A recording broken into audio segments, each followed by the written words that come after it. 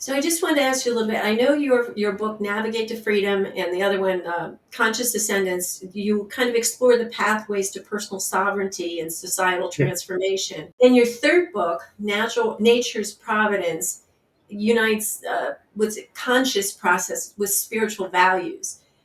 Well, How does this flow, and how does this connect people to be more empowered, not only as individuals but as society as a whole? the first book, Conscious Ascendance, deals with the conscious process, reveals the natural laws, and then it moves out of that and it moves in. How can we introduce that into society? And when you understand that the conscious process, the subconscious and conscious mind, one cannot rule the other. What it's effectively telling us through God's blessing is that no mind can rule another. And so you realise then that authoritarian government has got to go.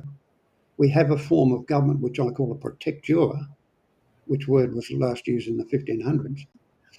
But effectively, it's if you think about it as government, but all it does is not govern us, it protects us from those who would stand over us and rule us and commit crimes against us. The third book explores all of that freedom, which is introduced in the second book, and it brings it back into the realm of objective philosophy.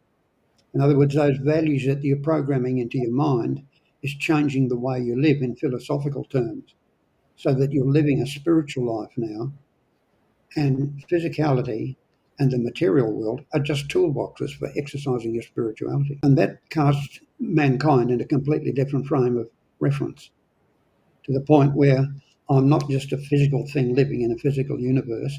And even though I might have some spiritual thoughts now and again, I'm actually a spiritual being living a spiritual life.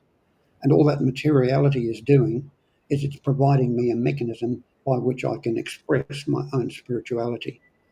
And so I'm now more in line with my creator and that divine presence.